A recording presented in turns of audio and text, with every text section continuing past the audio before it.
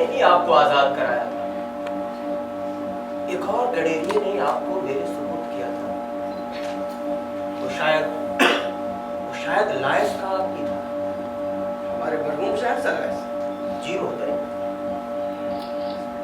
मेरे ख्याल से ये देहाती और वो चरवाहा दोनों एक ही शख्स है, जिसे आपने पहले ही बुला भेजा है। मलिका आलिया उसकी निशानदेही कर सकेगी।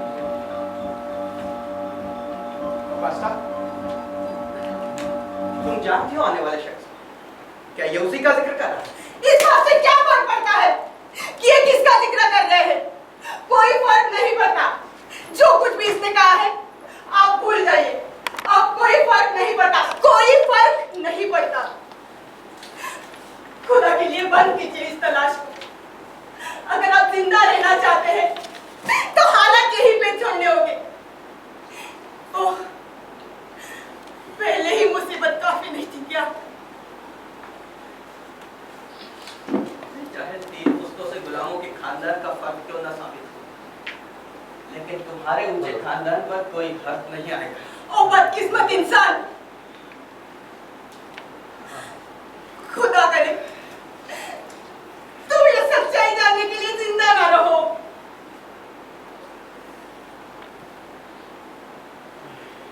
जाओ और उस गडेरिये को बुला कर लाओ और इस औरत को अपने ऊंचे और नेक नामी खानदान पर फख्र करने दो। ओ भटके हुए बदकिस्मत इंसान, मत भूलना तुम्हारे लिए मेरे ये आखिरी अल्फाज।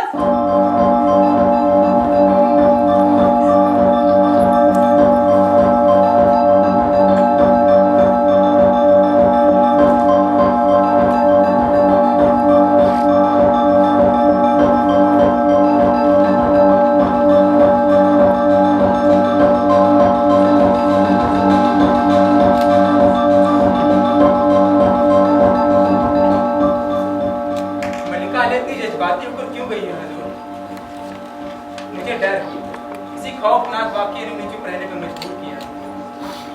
अगर मेरे अंदाजे बयां गलत नहीं तो कल का चांद हमारे मालिक के पैदाइश के राज से वाकिफ हो चुका हो। वादे की फिरौन के ताजीम के गीत हमारे लबों पे होंगे, क्योंकि वही हमारे मालिक की माँ दाई और हमजोली।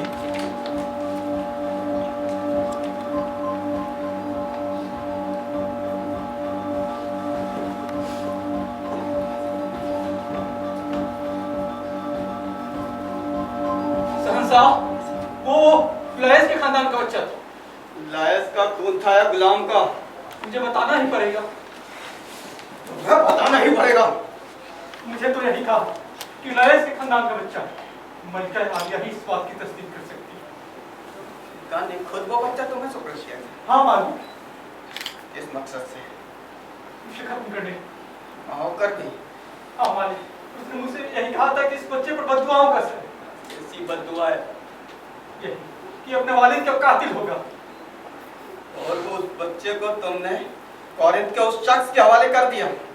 बच्चे को मौत के घाट उतारना मेरे बस का नहीं, इसलिए मैंने ये बच्चा इस शख्स के हवाले कर दिया ताकि वो यहाँ से दूर अपने वतन ले जाए।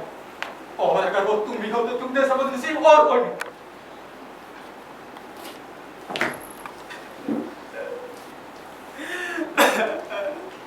बच गए सारे बैल, खुल गए सारे पर्दे, कुछ देखने को बाकी नहीं रहा। नहीं देखूं मैं सुबह का सूरज इन आंखों से।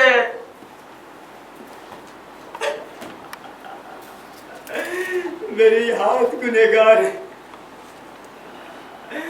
मैं गुनहगार हूं, मेरा पूरा वजूद गुनहगार है।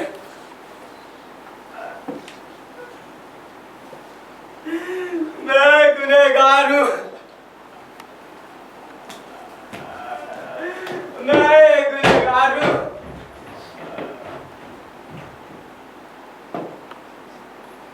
इंसानी जिंदगी क्या है आखिर? कोई ऐसा शख्स बताइए जिसकी खुशहाल जिंदगी ख्वाब न साबित हुई। यूडिपस को ही देखिए, फिर बताइए। इसीलिए कहता हूं, इंसानी जिंदगी के लिए दायमी मुसरत नामुमकिन।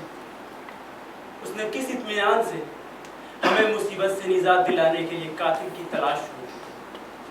वो हमारा मोहतरीम और दिलनवाज शहंशाह था। सारा थीब उसके नाम का दीवाना था, लेकिन अब उसकी जिंदगी से ज्यादा दर्दनाक कहानी किसकी होगी? ओ मगरूर इडिपास, जब एक ही खून से बाप और बेटे ने जन्म लिया, उस वक्त ये कायनात टुकड़े टुकड़े होकर बिखर क्यों नहीं गई? वक्त के धारे वक्त बेवक्त सबको उछालते हैं। आज वक्त ने हमें भी उछाला है और कहा है, देखो शादी का मजाक देखो, एक बेटा खाबिंद बना है। देखो ये हमारी जिंदगी का अलमिया है। ओ बदनसीब, लायस के फर्जंद, काश हमने तुम्हें न देखा होता। हमारी जिंदगी में सूरज की तरह चमकने वाले इंसान, आज तुम खुद रात के अंधेरों में खो गए हो।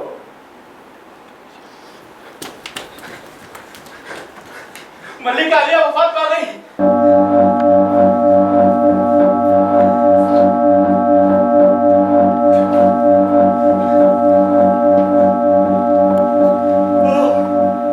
बदनसीब औरत, उसकी जिंदगी इस अंजाम को कैसे पहुंची?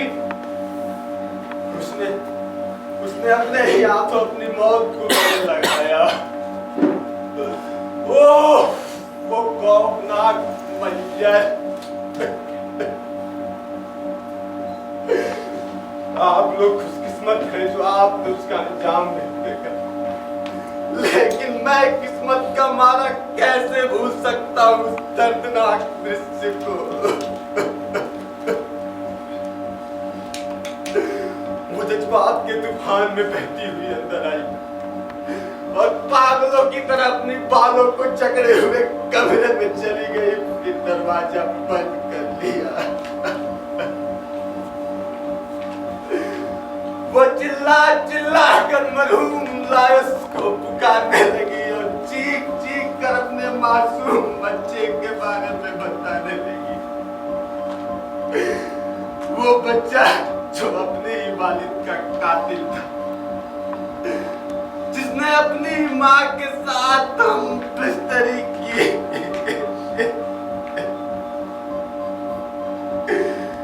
जिस कोख से जन्म लिया उसी कोख से अपने बच्चों को पैदा किया।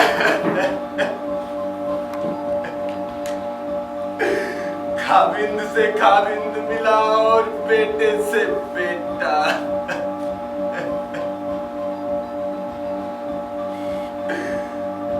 मैंने इतना ही सुना, उसकी मौत का मंजर मेरी नजरों से छुपा हुआ था। उसी वक्त शहंशाह चिल्लाते हुए अंदर आए। सबकी नजरें उन पर थी। वो चिल्ला कर बोले, तलवार दो हमें, एक तलवार दो। कहाँ है वो बीवी? कहाँ है वो बीवी जो मेरी बीवी नहीं, जो सरजमीन है, जहां पर मैं एक पौधे की तरह बोया गया था और जहां से मैंने खुद ही फसल काटी। वो गुस्से में बड़बड़ा रहे थे, मालूम होता था उनमें कोई शैतान उतर आया है। कोई भी ये न बता पाया मलकाए आलिया कहाँ है। वो खुद ही बंद दरवाजे को टक्कर मारने लगे। उनकी चोट से दरवाजा उखड़ गया और हम सब हैरत और खौफ से देखते रहे। मलकाए आलिया की लाश रस्सी से बंधी हुई झूल रही थी। शहंशाह ने भी उसे देखा। उनके मुंह से एक कर्मनाक चीख निकली और दीवानावार आगे बढ़कर रस्सी खोला। लेकिन ये दर्दनाक मंजर अभी और बाकी थे। मलकाए आलिया के लिबास में सोने के कांटे लगे हुए थे। शहंशाह ने उसे निकाला और एक हाथ के फासले से अपनी आंखों में घोंप लिया। उन आंखों में जो अब उसकी बेशर्मी, उसकी बेचारी नहीं देख सकती थी। अब वो ना तो वो देख सकती थी जिन्हें नहीं देखना चाहिए था, और ना ही वो जिसके दीदार की तमन्ना उसके दिल में थी। अब उसमें एक लंबी अंधेरी रात थी। उन्होंने अपनी आंखों को बार बार छेदा। आंखों से खून के फव्वारे बनने लगे जो सुर्ख शराब की तरह उनके चेहरे पर फैल गए। वे दोनों गुनाहगार थे, एक मर्द और एक औरत। गुनाह की सजा उन दोनों को मिली। कल तक उनकी जिंदगी में खुशी और शादमानी थी, लेकिन अब आंसू, तबाही, मौत और जितने भी लानतें हैं बरस रही हैं। शहंशाह हुजूर अब कैसे हैं? क्या अब भी वो उसी तरह तड़प रहे हैं? वो चिल्ला रहे थे, दरवाजा खोलो, दरवाजा खोलो, और दुनिया को दिखाओ अपने वालिद का कातिल कैसा होता है, और अपनी माँ का। अफसोस अफसोस, मैं वो सब कुछ आपको नहीं बता सकता। वो अपने ही होठों से निकली हुई बदुआओं को पूरा करने के लिए चुपचाप इस मुल्क से बाहर चले जाएंगे। अब उनमें ऐसी हिम्मत नहीं कि वो ऐसा कर सके। कोई इनकी रहनुमाई नहीं करेगा। सदमा, ये चोट, ये दर्द नाकाबिले बर्दाश्त है। दरवाजा खुल रहा है।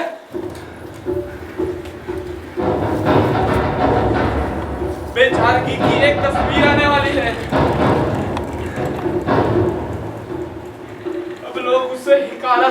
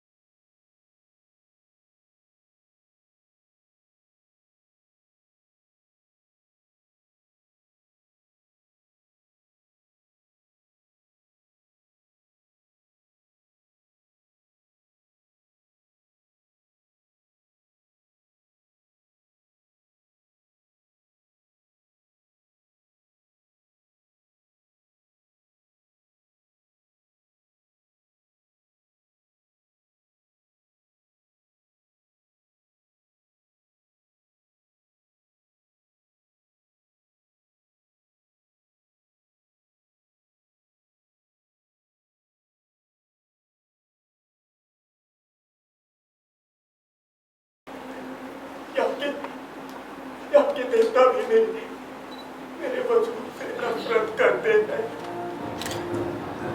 बुरा हो उसका जिसने मेरे पांव आजाद किए। और ये जिंदगी अदा की एक मजबूत सी जिंदगी।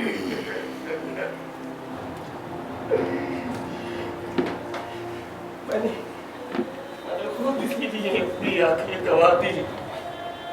मैं भला अपने मरहूम वालिद से कब्र में कैसे आंखें मिलाता। मैं अपने अजीज बच्चों को कैसे देख पाता जो मेरे बेटे भी है और भाई भी।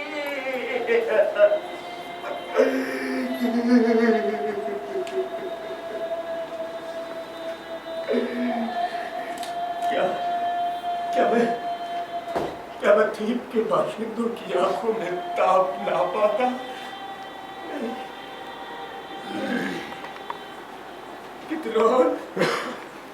कितना मेरी दाई माँ, क्या तुमने मुझे इसी रोज के लिए सहारा दिया था?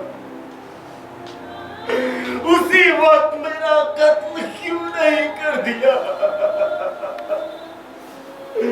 मुझे क्यों ये बताने के लिए जिंदा रखा कि मैं कैसे पैदा हुआ?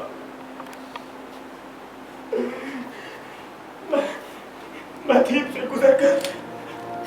से गुजरकर यहाँ तक आया, एक गुनाह अजीम करने के लिए, उसी खौफ से औलाद पैदा करने के लिए जहाँ से मैं खुद पैदा हुआ।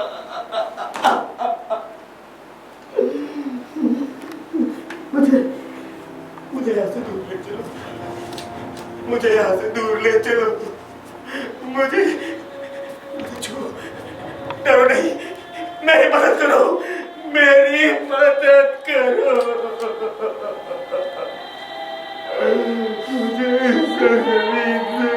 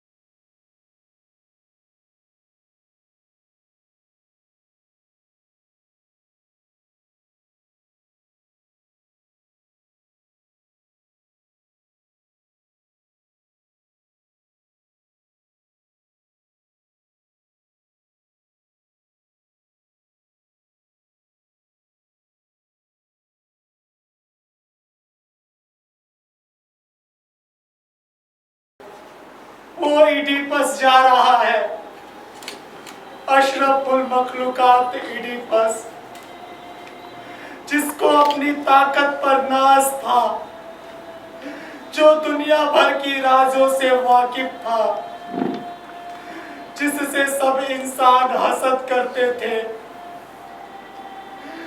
देखो, उस पर तबाहियों के बादल मंडरा रहे हैं।